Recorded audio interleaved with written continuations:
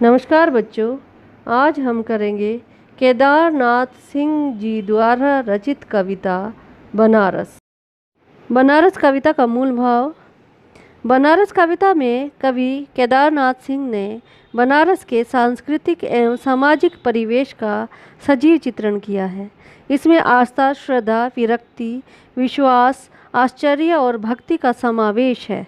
मृत्यु यहाँ किसी अंत के बोध से पैदा होने वाली हताशा का कारण नहीं बनती, बल्कि जीवन को नए सिरे से जीने की सीढ़ी है।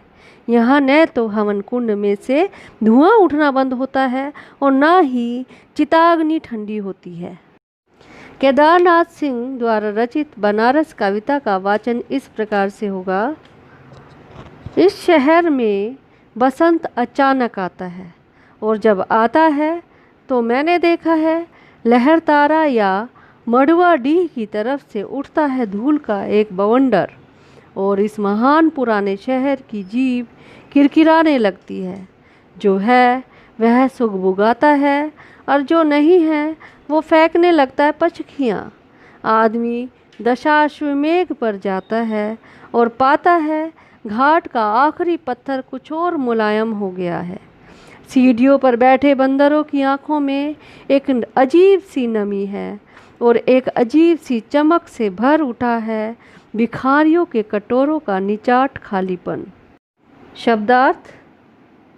लहर तारा या मड़वाडी बनारस के मोहल्लों के नाम। बवंडर धूल भरी आंधी। किरकिराना दांतों के नीचे कुछ सख्त चीज़ आ जाने से किरकिराहट होना।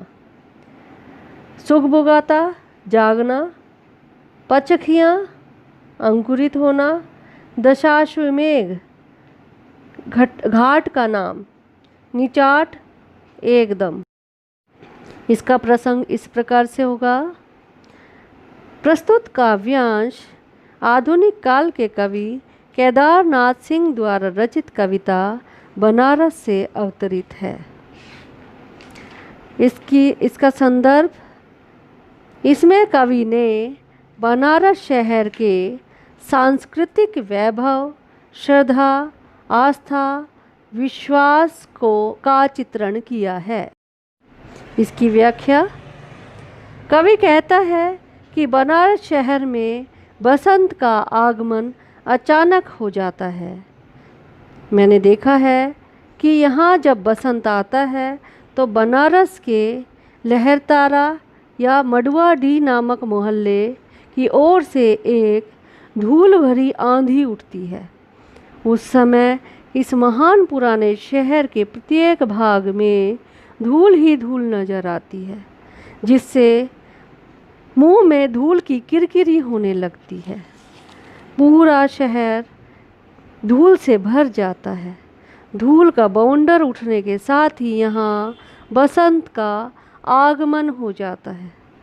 बसंती हवा के आते ही जो है अर्थात अस्तित्वमान है वह सुगबुगाने लगता है, अर्थात जागने लगता है, उसमें जागृति आने लगती है। और जो नहीं है अर्थात प्रकट रूप में दिखाई नहीं देता वो है फेंकने लगता है पचखियाँ, अर्थात उसमें अंकुरण होने लगता है।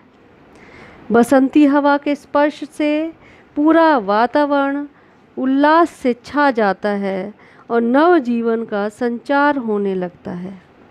इस शहर में दशाश्वमेध घाट पर जाने वाला व्यक्ति यह महसूस करने लगता है कि घाट का आखिरी पत्थर कुछ और नरम हो गया है, अर्थात पाषाण हृदय व्यक्ति के व्यवहार में सहृदयता आ जाती है। क्योंकि जब हम किसी धार्मिक स्थल पर जाते हैं वहाँ पर हमारे मन में आस्था और विश्वास होता है, जिससे हमारे मन में कोमलता आ जाती है। वहाँ के घाटों पर बैठे बंदरों की आंखों में एक विचित्र सी नमी दिखाई देती है, क्योंकि उन्हें लगता है कि कुछ मिलने वाला है। वहाँ बैठे भिखारियों के खाली कटोरों में भी अजीब सी चमक आ जाती है। भिक्षा मिलने पर कटोरों में बसंत उतर आता है। इसका विशेष इस प्रकार से है।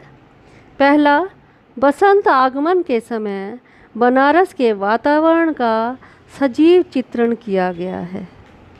दूसरा, खड़ी बोली हिंदी का प्रयोग है। तीसरा, मुक्त छंद की रचना है। चौथा, शांत रस का प्रयोग है। पांचवा, ओज गुण है। छठा, प्रतीकात्मकता है। सातवां, और पाता हूँ कि घाट का आखिरी पत्थर कुछ और मुलायम हो गया है। इसमें विरोधाभास अलंकार है, क्योंकि यहाँ पर पत्थर को मुलायम कहा गया है, जहाँ जो विरोधाभास है। आठवां, मानवीकरण अलंकार।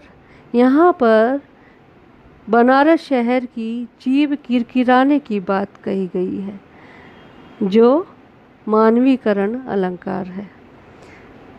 नौवां है, बिंब योजना दर्शनीय है। 10वां, अनेक स्थलों पर अनुप्रास अलंकार की छटा दिखाई देती है। बनारस कविता का दूसरा काव्यांश, इसका वाचन इस प्रकार से होगा। तुमने कभी देखा है खाली कटोरों में बसंत का उतरना? यह शहर इसी प्रकार खुलता है और इसी तरह भरता है और इसी तरह खाली होता है यह शहर। इसी तरह रोज़ रोज़ एक अनंत शव ले जाते हैं कंधे अंधेरी गली से चमकती हुई गंगा की तरफ। इस शहर में धूल धीरे धीरे उड़ती है, धीरे धीरे चलते हैं लोग, धीरे धीरे बजते हैं घंटे, शाम धीरे धीरे होती है। इसका प्रसंग इस प्रकार से होगा। प्रस्तुत काव्यांश आधुनिक काल के कवि केदारनाथ सिंह द्वारा रचित कविता बनारस से अवतरित है। इसका संदर्भ, इसमें कवि ने बनारस शहर के सांस्कृतिक वैभव, श्रद्धा, आस्था, विश्वास का चित्रण किया है। इसकी व्याख्या इस प्रकार है। कवि कहता है कि बसंत के आते ही भिखारियों के खाली कटोरे भरने लगते हैं। यही तो असल में बसंत है। बनारस में बसंत के समय भिखारियों तक के चेहरों पर उमंग भरी चमक छा जाती है। कवि कहता है यह शहर इसी तरह से खुलता है, अर्थात यहाँ हर दिन का प्रारंभ ऐसे ही होता है, उल्लास और प्रसन्नता के साथ। लोगों की स्वाभाविक उमंग, आशा, जिज्विशा से यह शहर उसी तरह भरता है। इसके साथ साथ यह शहर खाली भी होता रहता है। प्रतिदिन अंतहीन शव कंधों पर ढोए जाते हैं। शवों को कंधों पर उठाकर लोग अंधेरी गली से निकलकर चमकती हुई गंगा की तरफ ले जाते हैं और वहां ले जाकर शव का दाह संस्कार करते हैं। प्राचीन काल से ही यह अंतहीन सिलसिला इस शहर में चला आ रहा है, क्योंकि यह माना जाता है कि यहाँ इस शहर में अगर अंतिम संस्कार किया जाए तो उस व्यक्ति को मोक्ष की प्राप्ति होती है। यहाँ सब कुछ धीरे धीरे होता है। यह धूल धीरे धीरे उड़ती है, लोग धीरे धीरे चलते हैं, मंदिर के घंटे धीरे धीरे बजते हैं। यहाँ शाम भी धीरे धीरे होती है। धीरे धीरे होना यहाँ की सामूहिक लय है, जो यहाँ के लोगों को और इस वातावरण को बांधे हुए है। इसका विशेष इस प्रकार से होगा। पहला है, खाली कटोरों में बसंत का उतरना कवि की कल्पना देखते ही बनती है। दूसरा, हिंदी की खड़ी बोली का प्रयोग है। तीसरा, मुक्त छंद की कविता है। चौथा, शांत रस का प्रयोग है। पांचवा, ओज गुण है। छठा, प्रतीकात्मकता है। सातवां, कवि ने शहर के खुलने, भरने और खाली होने में आकर्षक बिंब का प्रयोग किया है। आठवां, बनारस के हर्ष एवं विषादमय वातावरण का सजीव चित्रण हुआ है। नौवां, अंधेरी और चमकती शब्दों का सार्थक प्रयोग हुआ है। 10वां, रोज रोज धीरे धीरे में पुनरुक्ति प्रकाश अलंकार है। 11वां, चित्रात्मकता का गुण विद्यमान है। यह धीरे धीरे होने की सामूहिक लय दृढ़ता से बांधे है समूचे शहर को। इस तरह कि कुछ भी गिरता नहीं है, कि हिलता नहीं है कुछ भी, कि जो चीज़ जहाँ थी वहीं पर रखी है, कि गंगा वहीं है, कि वहीं पर बंधी है नाव, कि वहीं पर रखी है तुलसीदास की खड़ाऊं सैकड़ों बरस से। इसका प्रसंग इस प्रकार से होगा। प्रस्तुत काव्यांश आधुनिक काल के कवि केदारनाथ सिंह द्वारा रचित कविता बनारस से अवतरित है। इसका संदर्भ, इसमें कवि ने बनारस शहर के सांस्कृतिक वैभव, श्रद्धा, आस्था, विश्वास का चित्रण किया है। व्याख्या। कवि बताता है कि बनारस में हर काम धीरे धीरे होता है। यह यहाँ का स्वाभाविक चरित्र है। इस सामूहिक लय ने व्यक्ति को और वातावरण को बांध कर रख दिया है। इस मजबूत बंधन से बंधे होने के कारण ही यहाँ का कुछ भी गिरता नहीं है, कुछ भी हिलता नहीं है। अर्थात यहाँ पर जैसी भी सभ्यता या हमारी संस्कृति है, जैसी पुराने समय में थी वैसी ही आज भी है। जो चीज़ जहाँ पर थी वह अभी भी वहीं पर रखी हुई है। गंगा भी वहीं पर है, नाव भी वहीं पर बंधी हुई है। सैकड़ों वर्षों से तुलसीदास की खड़ाऊं भी वहीं पर वैसी ही रखी हुई है। अर्थात यहाँ के वातावरण में स्थिरता का गुण है। गंगा के प्रति लोगों की आस्था और श्रद्धा उस प्रकार बनी हुई है। काफ़ी समय से बनारस के चरित्र में कोई बदलाव नहीं आया है। बनारस अमूल्य धरोहर की तरह सुरक्षित है। विशेष, काशी की अपरिवर्तित संस्कृति, आध्यात्मिक विश्वास एवं प्राचीन परंपराओं का भावपूर्ण चित्रण हुआ है। दूसरा है, ध्वन्यात्मकता का गुण विद्यमान है। तीसरा, धीरे धीरे में पुनरुक्ति प्रकाश अलंकार है। चौथा, पूरे काव्यांश में बिंब योजना सुंदर बन पड़ी है। छठा, प्रतीकात्मकता दृष्टव्य है। छठा, शब्द चयन देखते ही बनता है। सातवां, खड़ी बोली हिंदी का प्रयोग है। आठवां, शांत रस का प्रयोग है। नौवां, ओज गुण है। कभी सही सांझ बिना किसी सूचना के घुस जाओ इस शहर में। कभी आरती के आलोक में इसे अचानक देखो। अद्भुत है इसकी बनावट। यह आधा जल में है, आधा मंत्र में, आधा फूल में है, आधा शव में, आधा नींद में है, आधा शंख में।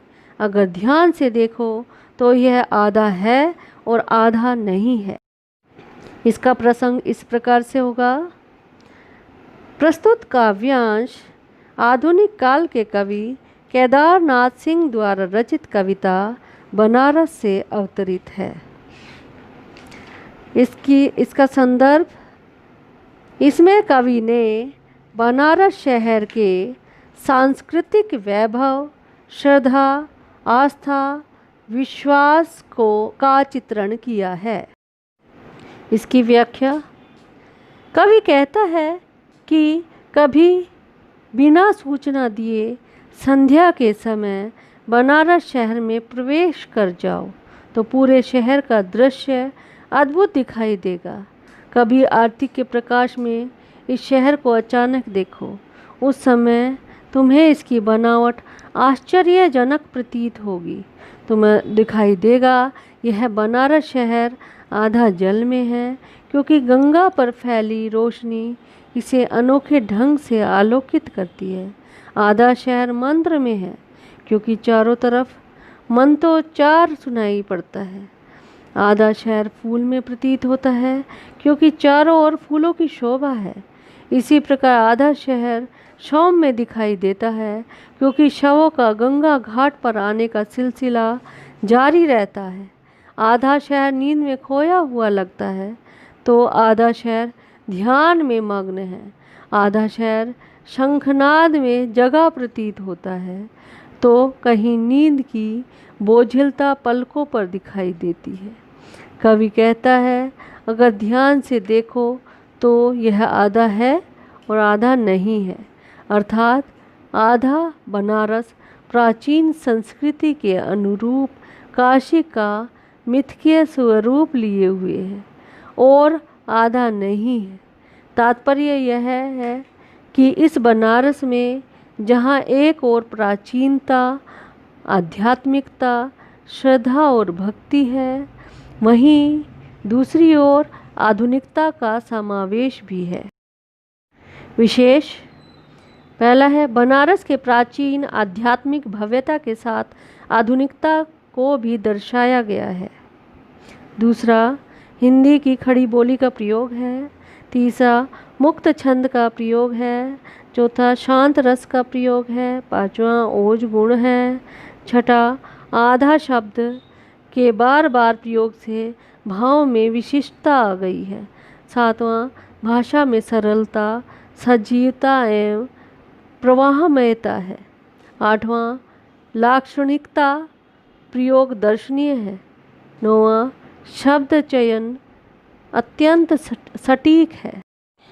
जो है वह खड़ा है बिना किसी स्तंभ के, जो नहीं है उसे थामे है राख और रोशनी के ऊंचे ऊंचे स्तंभ, आग के स्तंभ और पानी के स्तंभ, धुएं के, खुशबू के, आदमी के उठे हुए हाथों के स्तंभ, किसी अलक्षित सूर्य को देता हुआ अर्घ्य। शताब्दियों से इसी तरह गंगा के जल में अपनी एक टांग पर खड़ा है यह शहर, अपनी दूसरी टांग से बिल्कुल बेखबर। शब्दार्थ, अलक्षित, न देखा हुआ या अज्ञात, अर्घ्य, जल अर्पित करना, शताब्दियों, 100 वर्षों, बेखबर, जिसे कुछ पता न हो।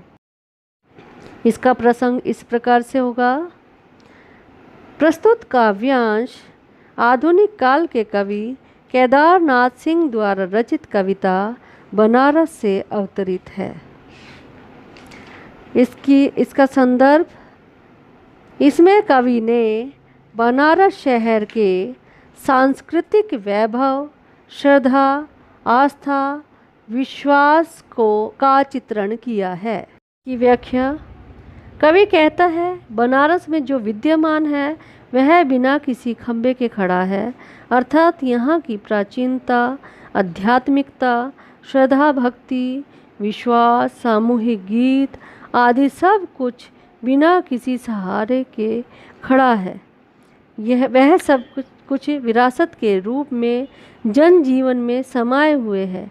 इसी प्रकार काशी का मिथकीय स्वरूप बिना किसी सहारे के सुरक्षित है। यह बनारस शहर जो खड़ा है उसे गंगा में बहती हुई मुर्दों की राख, रोशनी की ऊंचाइयों के स्तंभ, दहकती आग की लपटों के स्तंभ, धुएं की ऊपर उठती ऊंचाइयाँ, खुशबू की ऊंचाइयाँ, प्रार्थना के लिए ऊपर उठे हाथ इस शहर को संभाले हुए हैं। किसी अलक्षित सूर्य को यह शहर शताब्दियों से अर्घ्य देता चला आ रहा है। यह शहर गंगा में एक टांग पर खड़ा होकर प्रार्थना में लीन है। इस समय उसे दूसरे पैर की ओर कोई ध्यान नहीं है। बनारस की प्राचीनता एवं आध्यात्मिकता अपनी भव्यता के लिए स्थिर है। विशेष पहला है, कवि ने बनारस की आध्यात्मिकता के साथ आधुनिकता का भी मेल कराया है। दूसरा, खड़ी बोली हिंदी का प्रयोग है। तीसरा, मुक्तक छंद। चौथा, शांत रस। पांचवा, ओज गुण। छठा, दृश्य बिंब, ध्वनि बिंब एवं गंध बिंब की सुंदर योजना हुई है। सातवां, बिल्कुल बेखबर में अनुप्रास अलंकार है। आठवां, सूर्य को अलक्षित बताकर उसे अदृश्य सत्ता के प्रतीक के रूप में लिया है। 9वां, भाषा सरल एवं प्रवाहमयी है।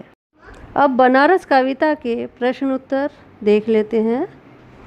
प्रश्न नंबर 1 है, बनारस में बसंत का आगमन कैसे होता है और इसका क्या प्रभाव इस शहर पर पड़ता है? इसका उत्तर इस तरह से है, बनारस शहर में बसंत का आगमन अचानक ही होता है, बिना किसी दस्तक दिए। इस समय लहरतारा या मड़ुआडीह की ओर से आने वाली धूल पूरे शहर को धूल की किरकिराहट से भर देती है। बसंत के आगमन से जनजीवन में उल्लास छा जाता है, लोगों में भावनाओं का अंकुरण होने लगता है। दशाश्वमेध घाट पर जाने वाले व्यक्ति महसूस करने लगते हैं कि अब आखिरी पत्थर भी मुलायम हो गया है, अर्थात जो व्यक्ति यहाँ पर आते हैं उनके मन में भगवान के प्रति आस्था होती है और उनके मन की कठोरता भी कम हो जाती है, जैसे घाट का आखिरी पत्थर मुलायम हो जाता है। बंदरों की आंखों में एक अजीब सी नमी दिखाई देती है। भिखारियों के एकदम खाली कटोरे भी चमक उठते हैं, जो भीख से भर जाते हैं। जीवन संघर्ष में लगे व्यक्तियों का मन आशा और उत्साह से प्रकाशित हो उठता है।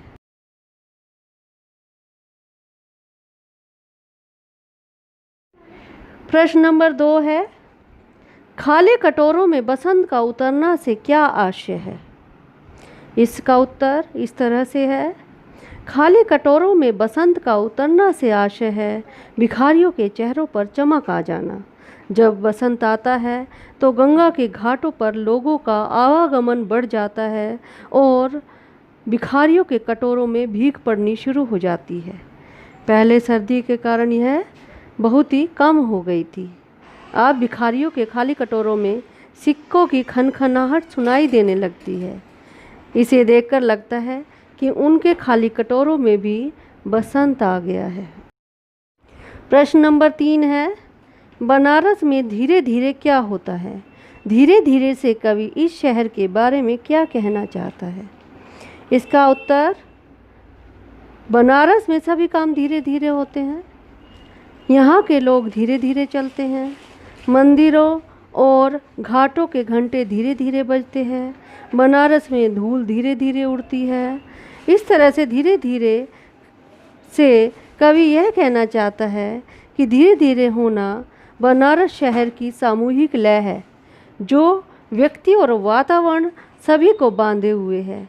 इसी दृढ़ता के कारण न यहाँ से कुछ हिलता है न गिरता है, सभी कुछ यथावत है। यह स्थिरता ही बनारस की विशेषता है। धीरे धीरे होने से मतलब यह भी है कि जो शहरों की आपाधापी में लोग लगे हुए हैं वो उससे बनारस अभी अछूता है। प्रश्न नंबर 4 है, धीरे धीरे होने की सामूहिक लय में क्या क्या बंधा हुआ है? इसका उत्तर इस तरह से है, धीरे धीरे होने की सामूहिक लय में सारा बनारस शहर बंधा हुआ है। धीरे धीरे के कारण यहाँ कुछ हिलता डुलता नज़र नहीं आता। जो चीज़ जहाँ है वो वहीं नज़र आती है। गंगा जहाँ थी वो आज भी वहीं पर है। गंगा की पवित्रता, उसके प्रति आस्था, उसका मोक्षदायिनी स्वरूप सब कुछ अटल है। नाव भी पहले की तरह बंधी हुई है, परंपराएं भी वैसी ही बनी हुई है। तुलसीदास की खड़ाऊँ भी गंगा के घाट पर सैकड़ों वर्षों से वैसी ही रखी हुई है, अर्थात यहाँ धार्मिक विश्वास सदियों से कायम है। प्रश्न नंबर 5 है, सही सांझ में घुसने पर बनारस की किन किन विशेषताओं का पता चलता है? इसका उत्तर इस तरह से है, सही सांझ में घुसने पर बनारस की निम्न विशेषताओं का पता चलता है। उस समय पूरा दृश्य बहुत ही अद्भुत दिखाई देता है। जब आरती होती है तो दीपकों का प्रकाश चारों ओर प्रकाशमान हुआ रहता है। इस प्रकाश में ऐसा लगता है कि आधा शहर जल में है और आधा शहर जल के बाहर है। गंगा के जल में दीपकों का प्रकाश बहुत ही सुंदर दिखाई देता है। मंदिरों तथा गंगा घाट पर मंत्रों का उच्चारण सुनाई पड़ता है। कहीं फूलों की शोभा दिखाई देती है, कहीं घाटों पर जलती चिताएं दिखाई देती हैं और शंख ध्वनि वातावरण को गुंजायमान कर रही होती है। तब लगता है कि आधा बनारस शहर नींद में विश्राम कर रहा है और आधा शहर शंखनाद के साथ जागरण कर रहा है। प्रश्न नंबर 6 है, बनारस की पूर्णता और रिक्तता को कवि ने किस प्रकार दिखाया है? इसका उत्तर इस प्रकार से है। बनारस की पूर्णता इस तरह से दिखाई देती है। बनारस में गंगा के तट पर सदा किसी न किसी त्योहार पर भारी भीड़ लगी रहती है। श्रद्धालु दूर दूर से आकर पूजा पाठ, स्नान, दान, शिव के दर्शन और खूब दान दक्षिणा करके पुण्य कमाते हैं और इस प्रकार यह शहर भरा रहता है। अब बनारस की रिक्तता देख लेते हैं। बनारस की रिक्तता से आशय है कि दिन ढलते ढलते अनेक श्रद्धालु अपने अपने घरों की तरफ लौटना शुरू कर देते हैं। शहर की अंधेरी गलियों से गंगा की तरफ जाने वाले शवों को दिखाया गया है, जिससे शहर धीरे धीरे खाली होता रहता है। काव्य सौंदर्य लिखने के लिए पंक्तियाँ इस प्रकार से हैं। यह धीरे धीरे होने की सामूहिक लय दृढ़ता से बांधे हैं समूचे शहर को। भाव सौंदर्य। इन पंक्तियों में कवि ने बनारस में हर काम के धीमी गति से होने का चित्रण किया है। यहाँ पर कार्य अपनी लय में होता है। यहाँ यही बनारस का चरित्र है। यहाँ धीरे धीरे होने की सामूहिक गति के कारण ही यहाँ की संस्कृति, परंपराएं, आस्था, विश्वास, श्रद्धा आदि सब कुछ दृढ़तापूर्वक इस शहर में रचा बसा है। यहाँ की धीमी गति को कवि ने सामूहिक लय का नाम दिया है। इसका शिल्प सौंदर्य इस प्रकार है। पहला है खड़ी बोली हिंदी का प्रयोग। दूसरा, शब्दों का चयन अत्यंत सटीक है। तीसरा, शांत रस और मुक्तक छंद का प्रयोग किया गया है। चौथा, धीरे धीरे में पुनरुक्ति प्रकाश अलंकार है। पांचवा, बिंब योजना सराहनीय है। छठा, चित्रात्मकता का गुण है। सातवां, सरल एवं सुबोध भाषा का प्रयोग किया गया है। काव्य सौंदर्य के लिए अगली पंक्तियाँ इस प्रकार से हैं। अगर ध्यान से देखो तो यह आधा है और आधा नहीं है। इन पंक्तियों का भाव सौंदर्य इस प्रकार से है। इन पंक्तियों में कवि बनारस शहर के संध्याकालीन वातावरण को दिखाता है। संध्या के समय बनारस को ध्यानपूर्वक देखने पर पता चलता है कि आधा पूर्ण है और आधा रिक्त है। यह शहर कई तरह की मान्यताओं, आस्थाओं, विश्वासों में बटा हुआ प्रतीत होता है। कभी लगता है कि आधा शहर जल में है तो आधा शहर जल से ऊपर प्रतीत होता है। गंगा जल पर फैली रोशनी इस शहर को अनोखे ढंग से आलोकित करती है। वातावरण में मंत्रों की ध्वनि गूंजती रहती है।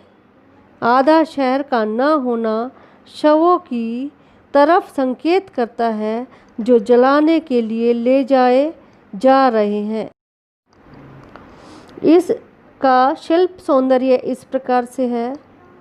पहला है दृश्य बिंब साकार हो उठा है। दूसरा, खड़ी बोली हिंदी का प्रयोग है। तीसरा, आधा शब्द की आवृत्ति से चमत्कार उत्पन्न हो गया है। चौथा, शांत रस और मुक्त छंद का प्रयोग है। पांचवा, कवि ने पूर्णता एवं रिक्तता को प्रतीकों के माध्यम से व्यक्त किया है। छठा, शब्द चयन सराहनीय है। सातवां, भाषा में सरलता, सजीवता एवं प्रवाह है। बनारस कविता की पंक्तियां हैं जिनका काव्य सौंदर्य लिखना है।